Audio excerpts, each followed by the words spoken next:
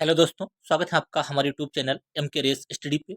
उम्मीद करते हैं सभी लोग स्वस्थ होंगे, बेहतर होंगे और आप सबकी तैयारी अच्छे से चल रही होगी। आज की क्लास में हम लोग डिस्कस करेंगे एंशिएंट हिस्ट्री, प्राचीन इतिहास, क्लास 7।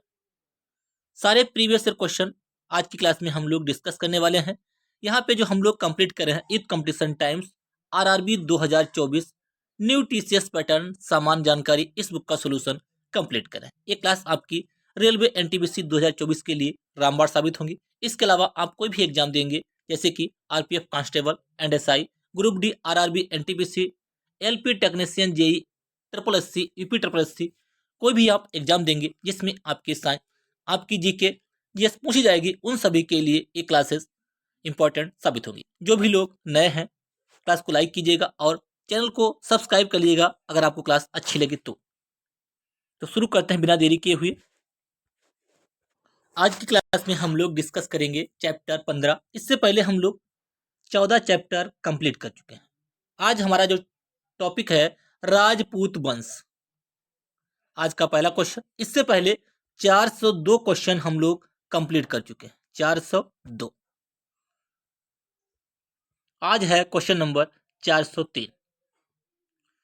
खजुराहो के मंदिरों का निर्माण किस राजवंश के शासन काल में हुआ था? सबसे पहले आपको ये पता होना चाहिए खजुराहो के मंदिर कहाँ हैं? मध्य प्रदेश में। कहाँ पे पड़ते हैं? ये मध्य प्रदेश में। ये किस इनका जो निर्माण है किस राजवंश के शासन काल में हुआ था? गुप्त राजवंश, गजनी, लोधी, चंदेल राजवंश। जैसा कि आप लोगों ने पहले देख लिया होगा, चंदेल राजवंश के शासकों ने जो है खजुराहो के मंदिरों का निर्माण कराया था। यहाँ पे देखते हैं थ्योरी। खजुराहो के मंदिरों का निर्माण 10वीं से 12वीं शताब्दी के मध्य चंदेल शासकों ने करवाया था। खजुराहो के मंदिर सभी प्रमुख भारतीय मूल के धर्मों वैष्णव, शैव, शाक्त और जैन से रिलेटेड हैं। खजुराहो के मंदिर काम क्रीड़ा कला के लिए दुनिया भर में विख्यात हैं। खजुराहो नगर मध्य प्रदेश के छतरपुर जिले में स्थित है। ये भी आपको यहाँ पे ध्यान रखना है।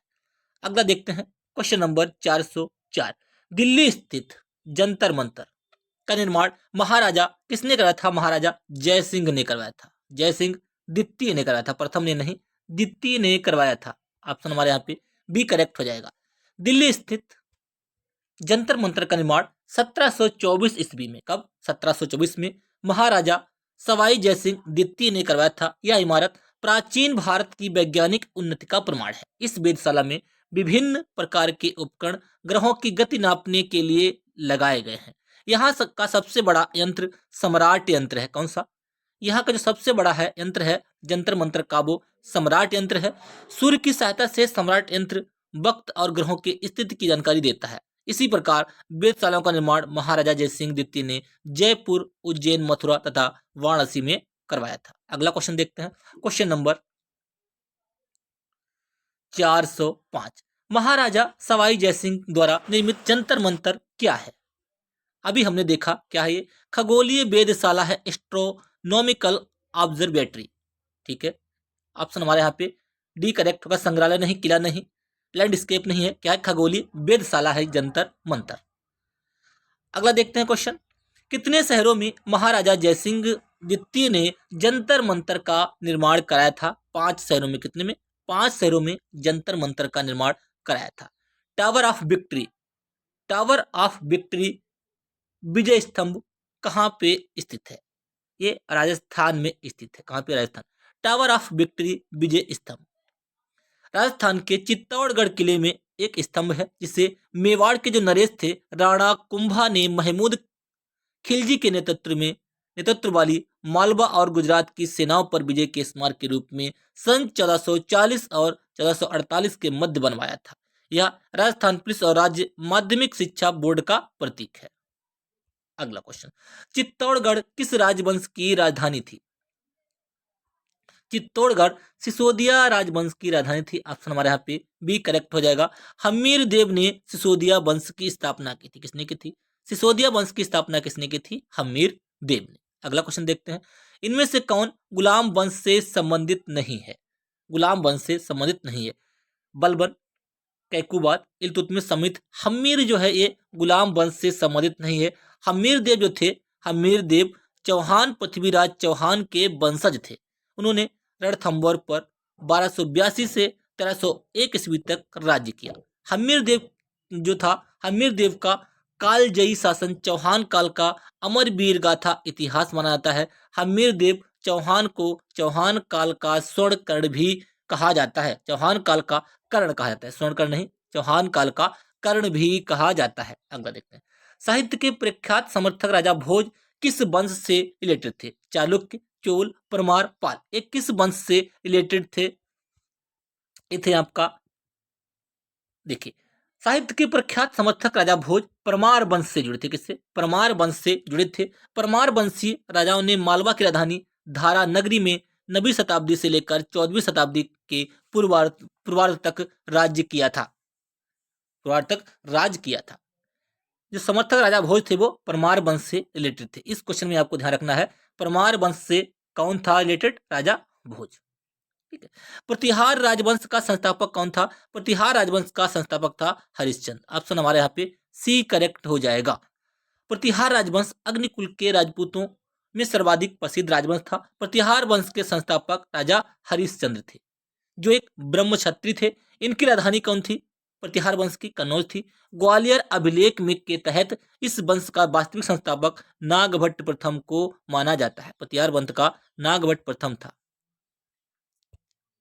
ग्वालियर अभिलेख के तहत। निम्न में से किसने माउंट आबू, माउंट आबू कहां पड़ता है? राजस्थान में सिरोही हिल्स में माउंट आबू का दिलवाड़ा मंदिर। ठीक है। माउंट आबू के पास कयादरा गांव में गोरी राजवंश के मोहम्मद गौरी को हराया था। गोरी राजवंश के मोहम्मद गौरी को किसने हराया था? भीमदेव सोलंकी द्वितीय। भीमदेव सोलंकी द्वितीय ने माउंट आबू के पास 1178 ईस्वी में कायादरा गांव में गोरी राजवंश के मोहम्मद गौरी को हराया था। नेक्स्ट देखते हैं, अब हम यहाँ पे डिस्कस करेंगे चैप्टर 16, प्राचीन कालीन विविध, ancient period miscellaneous. Question number 413, Vikram Samvat calendar Gregorian calendar कितने वर्ष आगे है? कितने वर्ष आगे? 56.7। विक्रम संवत का आरंभ 57 या 58 ईसा पूर्व माना जाता है। इसकी शुरुआत राजा विक्रमादित्य ने की थी। किसने की थी? विक्रमादित्य ने की थी। ग्रेगोरियन कैलेंडर या ईसाई कैलेंडर, जूलियर कैलेंडर कहते हैं इसको, ईसाई धर्म गुरु ईसा मसीह के जन्म पर आधारित है। ग्रेगियन, ठीक है। 1582 ईस्वी में पोप ग्रेगरी 13वें द्वारा शुरू किया गया था। ग्रेगोरियन कैलेंडर किसके द्वारा? पोप ग्रेगरी 13वें के द्वारा शुरू किया गया था। विक्रम संवत ग्रेगोरियन कैलेंडर से 56.7 वर्ष आगे है। ग्रेगोरियन कैलेंडर विश्व में सर्वाधिक प्रचलित कैलेंडर है। इसके अनुसार जनवरी वर्ष का प्रथम महीना है। ठीक है, यहाँ पे आपको ध्यान रखना है, ग्रेगोरियन कैलेंडर जो है कितना आगे है? विक्रम संवत जो है ग्रेगोरियन कैलेंडर से 56.7 आगे है, यानी कि विक्रम संवत जो है ये 56.7 वर्ष आगे है। ग्रेगोरियन जो कैलेंडर है किससे रिलेटेड है? ईसाई कैलेंडर है, ये जूलियन कैलेंडर से भी कहते हैं। और इससे किसने शुरुआत की थी? इसकी जो शुरू किया था वो पोप ग्रेगरी 13वें द्वारा शुरू किया गया था। कागज का आविष्कार किसने किया था? कागज का आविष्कार किसने किया था? कैलून ने किया था। किसने? कैलून ने। आरआरबी एनटीपीसी 19/3/2021 से 1 में स्टेज फर्स्ट में क्वेश्चन पूछा गया है। ऐसा माना जाता है कि चीन के कैलून ने 202 ईसा पूर्व में कागज का आविष्कार किया था। इन्होंने इसके लिए बांस व रेशम के टुकड़ों का उपयोग किया था। किसके? बांस व रेशम के टुकड़ों का उपयोग किया था। कामरूप किसका है? असम को कहते हैं कामरूप। प्राचीन समय में कामरूप किस नाम से जाना था? असम। ऑप्शन हमारे यहाँ पे ए करेक्ट हो जाएगा। अगला क्वेश्चन देखते हैं। क्वेश्चन, भारत के असम राज्य को प्राचीन समय में कामरूप के नाम से जाना जाता था। वर्तमान में कामरूप असम राज्य के पश्चिमी भाग में भौगोलिक क्षेत्र के रूप में सीमित है, जो मानस नदी और बोर्ड नदी के बीच में स्थित है। मानस नदी कहाँ बहती? असम में, ये भी ध्यान रखिएगा। निम्नलिखित में से कौन सा भारतीय दर्शन के 6 स्कूलों में से एक है? 6 स्कूलों में से एक है योग।